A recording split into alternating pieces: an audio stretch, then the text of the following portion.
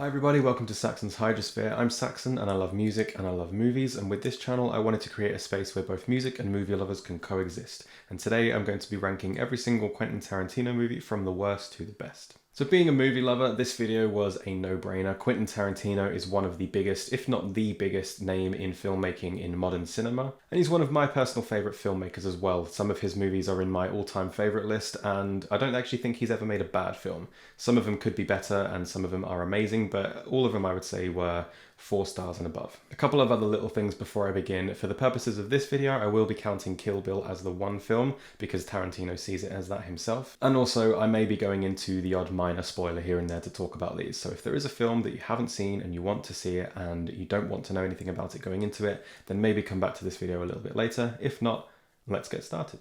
So starting at the bottom, number 9, the fairly obvious choice, and that is Death Proof. And again, like I said at the beginning, I don't think this is a bad film. There's just a lot of meandering, especially in the first half. Kurt Russell is great in the role as Stuntman Mike. I think he's both weirdly charming when he needs to be, and then as soon as he needs to turn on that psychotic attitude, he is incredibly captivatingly scary. And you can tell he's just having so much fun in this role. He is great to watch, but my favourite thing about this film for me is the last half an hour. If the first half, or like 2/3 of this film, were done better, this would probably be way higher on my list, because that final car chase and the revenge angle from the second set of girls in the film is so much fun to watch. I was like on the edge of my seat during that chase, and I remember like laughing out loud at the end, which I haven't done in a long time. So had the rest of the film been like the final third of this movie, it would have been way higher, like I said, but the rest of the film, a lot of meandering, especially in the first half with the first set of girls. Number 8, The Hateful Eight. This one was a bit of a shame for me, because when I heard the premise and the cast, I was really excited to watch it. By the way, I've not seen the extended version. I think there's an extended version, and I hear that that's actually better. I've only seen the theatrical release, and for me, again, there was just a lot of meandering, a lot of scenes that could have been cut short, despite the great cast and great performances. I like the angle that it's all shot in one location, and it's kind of like a whodunit, kind of like a Cluedo type thing. Kurt Russell's great. Samuel L. Jackson is probably the best actor in this.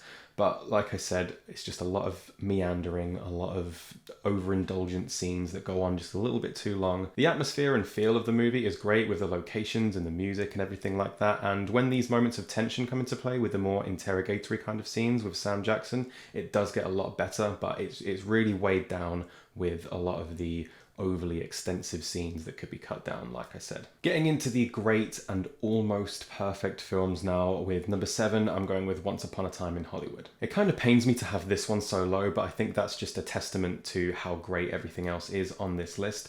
And I had a really good time watching Once Upon a Time in Hollywood. I thought it was a really great love letter to Hollywood and cinema as a whole. A lot of really humble and human scenes with Brad Pitt and Leonardo DiCaprio just sat together shooting the shit. And I loved what Margot Robbie did as Sharon Tate as well. The way she did so much visually without saying anything. Everything was in her actions, just experiencing life and loving her life. I do think to completely understand this film, you need to be clued up on what happened with Sharon Tate and also know about everything involved with the Manson family.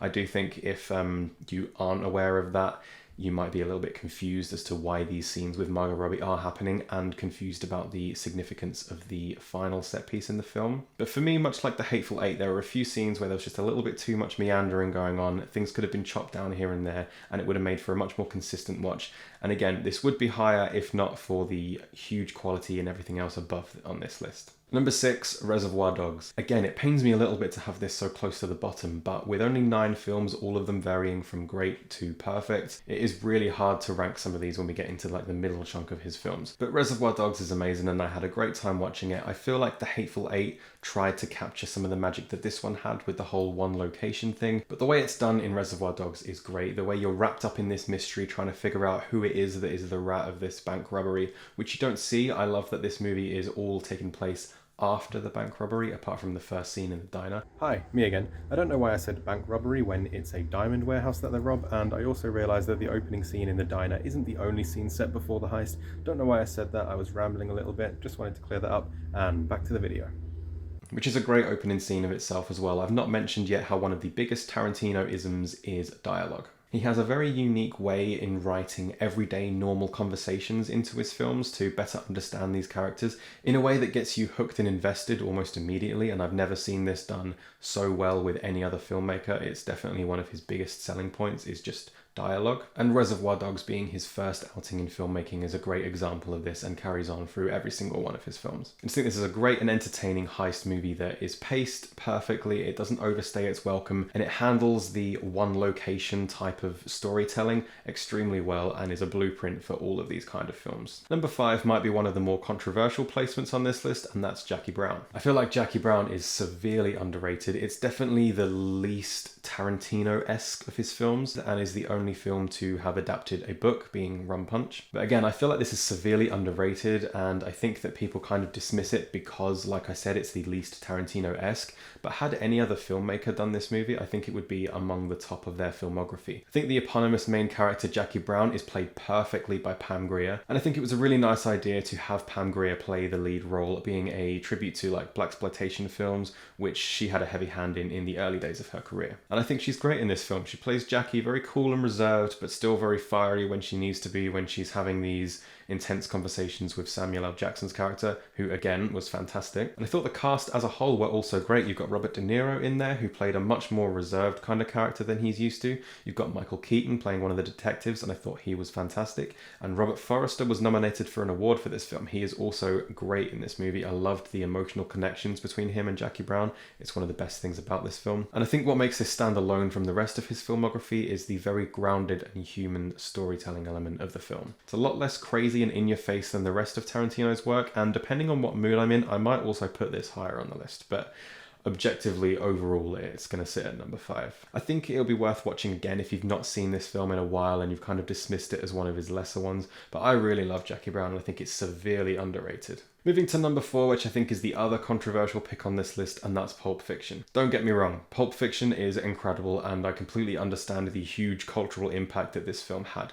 But for me personally, whenever we get to Butch the Boxer's storyline, it really loses steam for me, especially with the whole Gimp scene. I'm really not that invested as I was with John Travolta and Samuel L. Jackson's characters early on and later on in the film. But everything else about Pulp Fiction I do love. There's a lot of humor, there's a lot of tension, a lot of effortless, seamless dialogue, just talking about nothing to the point where you wonder how this was ever scripted because it all just feels so natural. I love the non-linear storytelling and I do think it's handled the best in Pulp Fiction, and I don't think anybody will fight me on that. The way that that's paced creates so much rewatchability and rewardability when you do go back to rewatches. It's just a great time. There's so much fun to be had in this film, but for me, like I said, it's number 4 because whenever we get to Butch the Boxer, it just loses a lot of steam for me. Number 3, Kill Bill. So Kill Bill's a funny one because for me, when I watched Volume 1, I really wasn't huge on it. It felt extremely over the top for me and it just didn't gel right with me.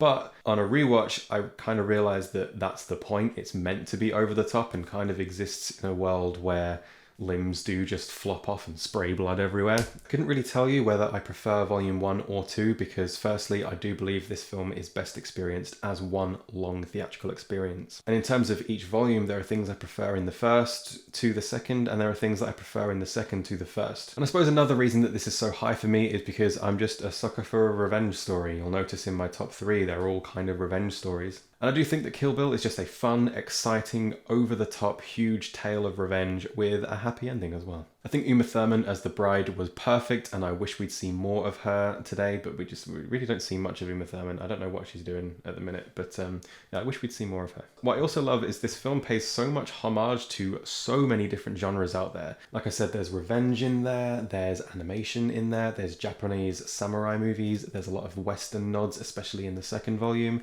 It's got everything, and again, I think if you treat this as not real and just this over-the-top fantasy, it's great. The only problem for me for Kill Bill is I wish there was a little bit more of a cathartic ending with the killing of Bill. But apart from that, I have such a great time watching these Kill Bill films. Getting into number 2 now, and if you've seen my top 25 movies of all time list, you would have already known what the top 2 were going to be, and starting off with Django Unchained. It really pains me to see Django listed so low on so many other people's lists because I think Django is an incredible cinematic experience. Like I said, I'm a sucker for a revenge story, and pairing that with the slave trade in America was perfect, and they handle this very serious tones of slavery and the comedic aspects in the film perfectly. I really don't know how he pulled it off, but he really did. The performances from Christoph Waltz and Jamie Foxx and Leonardo DiCaprio especially are some of the best in Tarantino's filmography, and so much of the cinematic imagery has been burned into my head forever. You've got the scenes of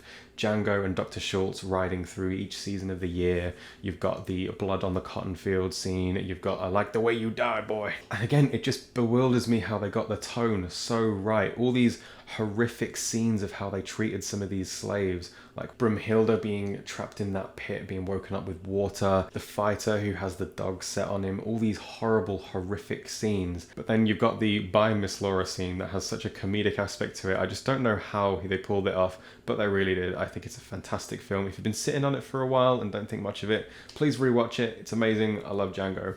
But now to get into number 1, which is of course Inglourious Basterds, which is my second favourite movie of all time. A true masterclass in suspense and tension. That first opening scene had my jaw on the floor the first time I watched it, and the tension never lets up from there. Each chapter of this movie has so much to offer in suspense and tension. You've got, like I said, the opening scene. You've got the scene at the dinner table with Hans Landa and Shoshana.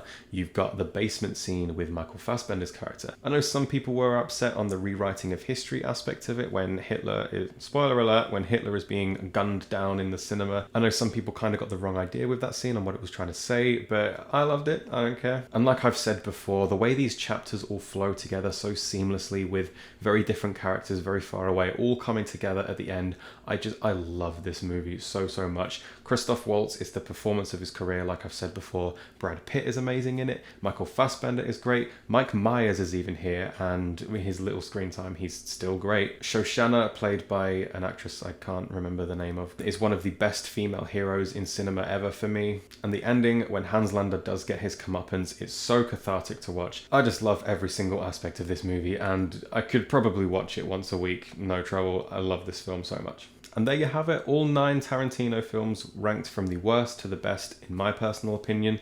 Let me know your ranking down in the comments. Remember to like the video and subscribe to my channel for more content like this. I do also have a Patreon, so if you'd like to go over there and check out what I've got to offer, I would be very grateful. I'd love to get some more people involved in what I'm doing over there. I'm going to leave you with my song of the day now, which this time has nothing to do with this video whatsoever. It's just an album that I've rediscovered lately after not listening to it for a long time, and that's Eagle Fly Free by Helloween. Thanks again for watching, and I'll see you in the next one.